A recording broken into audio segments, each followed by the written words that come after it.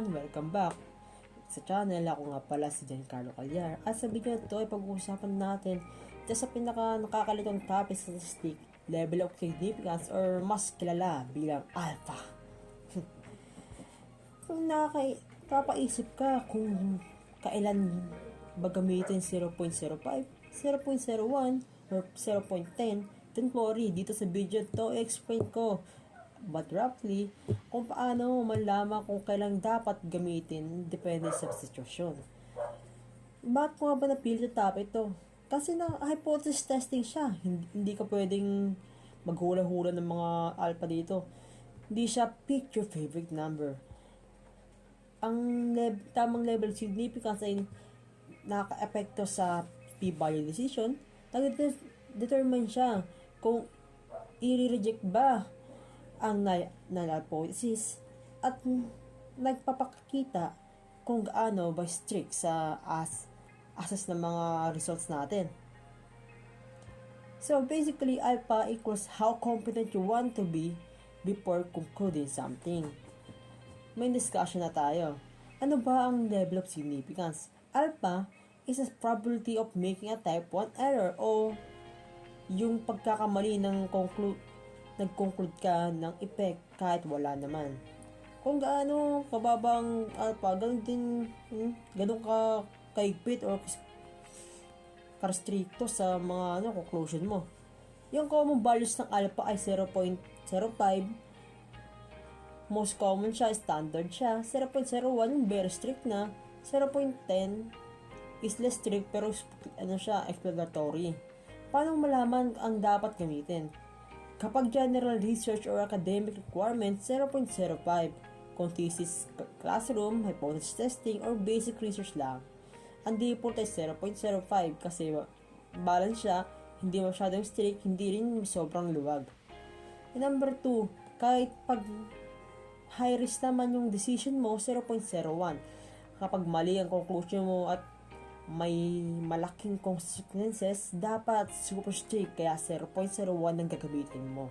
Mga example nito, medical studies, drug approval, psychological testing, mga safety designs, mga basically mga bawal, mga false alarm, mga ganun.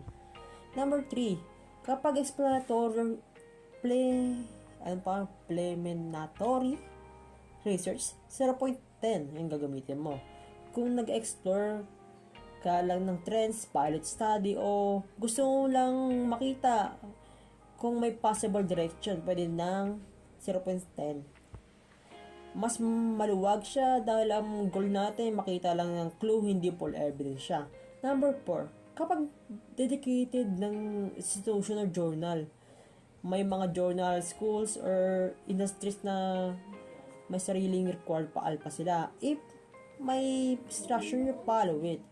Yung 5, kapag small sample size, minsan 0.10 ang gagamitin. Kung sobrang konti lang sample mo, minsan yung gagamitin ka rin na 0.10. Pero, hindi ka masyadong strict at hindi agad nagpo-pull ang test. Quick decision guide lang to, visual friendly.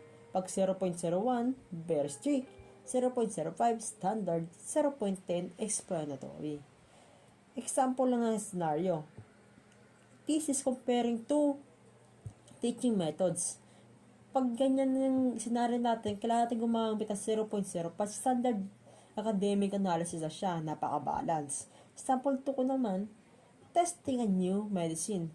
Pag medicine yung gagamitin mo, 0.01 palaging gagamitin.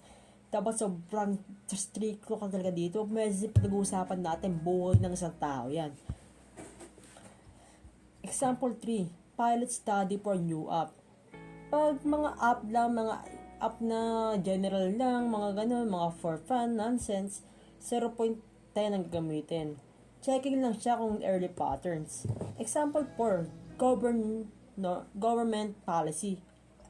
Pag government policy exempt ang gagamitin natin, 0.05 or depende sa situation, 0.01 kasi depende sa framework kung gaano ka stricto or gaano kalupit ang judgment ng batas na ilalawag doon.